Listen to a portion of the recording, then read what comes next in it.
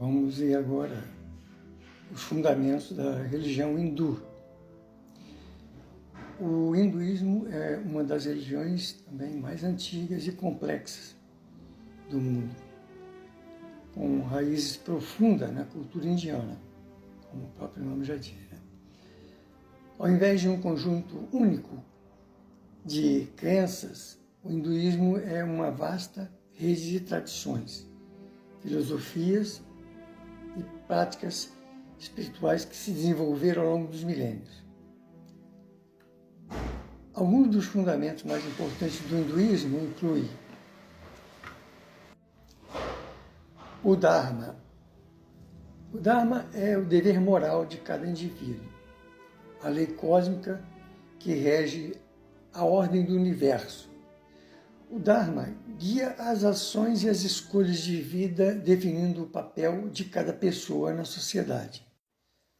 O Karma é a lei de causa e efeito, onde as ações de uma pessoa moldam seu futuro, tanto nesta vida quanto nas próximas. O Karma determina a reencarnação e a condição de vida do indivíduo. A gente pode notar que as ciências espiritualistas, codificada por Allan Kardec, e também trazida por muitos outros médiuns, e antes de Kardec também, você pode ver em Jacob Laubert e outros aí que tem. Jacob Laubert, por exemplo, ele recebe a mediunidade de um dos irmãos mais velhos, recebe a comunicação de um dos irmãos mais velhos de Jesus, que não era filho de Maria, porque Maria só teve Jesus, e dentro daquele princípio, ela não coabitou com José para nascer Jesus. Jesus é um espírito de corpo fluídico, esse é outro assunto, mas José tinha um irmão, Jesus tinha um irmão, filho de José, o mais velho, que foi o pajem de Jesus, que não precisava, mas quando Jesus nasceu, toda aquela família já era de anjos, arcanjos, que estavam ali. Se Jesus, que é um super anjo, um gênio criador, encarnou, surgiu aparentemente, quanto mais os arcanjos. Então, a família de José era praticamente só de espíritos evoluidíssimos, só que todos com a mente bem apagada para não causar tanto espanto como já causava. Eram bem simplesinhos. Bom, mas o karma determina a reencarnação e a condição de vida de um indivíduo. Outro fundamento do hinduísmo é samsara, é o ciclo de nascimento, mortes e renascimento. Quer dizer, aquilo que nós vimos lá, quando a gente estuda a ciência espiritual, do mundo espiritual, que todas essas religiões espiritualistas, elas sempre têm os conceitos e as ideias muito parecidas, porque são trazidas por entidades de muita evolução. Então, o samsara, a alma, considera a alma individual, Atma, ela transmigra de um corpo para outro, buscando a libertação desse ciclo. É coisas que nós já vimos lá na ciência espiritual, a reencarnação, ela nasce em outro corpo. Tem gente que tem muita dificuldade de entender isso. Poxa, como é que eu posso nascer em outro corpo? Gente, vamos ter paciência. Vamos estudando para entendendo isso aí, a questão de maturidade. Mas como é que eu vou perder tudo que eu já fiz nessa vida? Não perde. Porque o que a gente constrói com o nosso esforço próprio, isso tudo volta de novo para a gente. Às vezes nem bens materiais, porque o espírito, depois que evolui, ele já está em outros planos, as coisas são totalmente diferentes que a gente imagina aqui no mundo material, porque Deus ele não solapa aquilo que a gente conseguiu com os nossos próprios sacrifícios, não. Outro fundamento do hinduísmo é o moksha, é a libertação final do ciclo de samsara, que é o que nós falamos ali, aquele ciclo de reencarnar, desencarnar.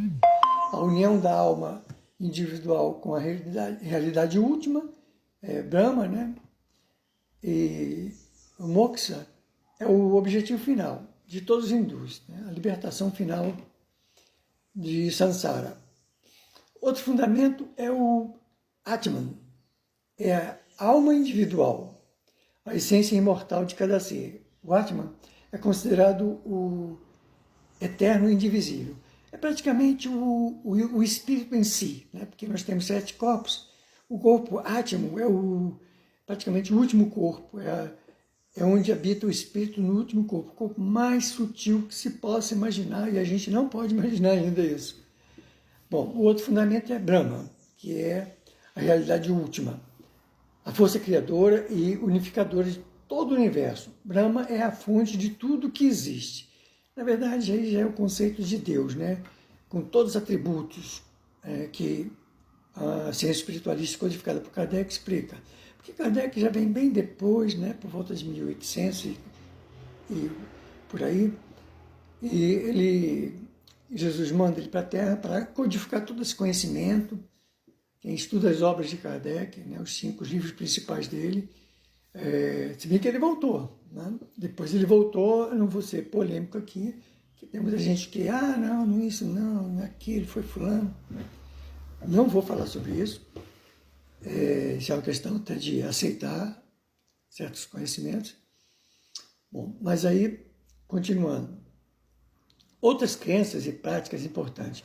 Politeísmo. O hinduísmo reconhece uma vasta gama de deuses, que é uma coisa já que o povo hebreu lá no início já condenou, né? Porque, aliás, Moisés lutou para o povo acabar com aquela história de bezerro de ouro, que dava tudo, uma panela vazia, furada, era Deus. Então, desculpe a brincadeira, mas os politeístas, qualquer coisinha é Deus, é Deus. Mas, na verdade, isso vai ser entendido no tempo que os anjos da guarda, os espíritos protetores, os prepostos, às vezes as almas encarnadas, né? Eu já expliquei sobre isso, né? A gente, quando está encarnado, nós temos a alma, a gente se refere ao espírito como alma. Bom, mas repetindo aqui, para finalizar esse fundamento do politeísmo, reconhece uma vasta de gamas de deuses, né? Cada um representando diferentes aspectos da realidade, como fez os gregos lá com a mitologia e outros povos, né? Anglo-saxônicos, saxônicos. Os deuses mais importantes incluem Brahma, o criador, Vishnu, o preservador, e Shiva, o transformador, que na verdade, pela codificação de Kardec, ele fala o Deus único que tem todos os atributos. Né? Ele faz tudo isso, mas aí no hinduísmo eles já separam. É como se tivesse três deuses ou 3 poderes.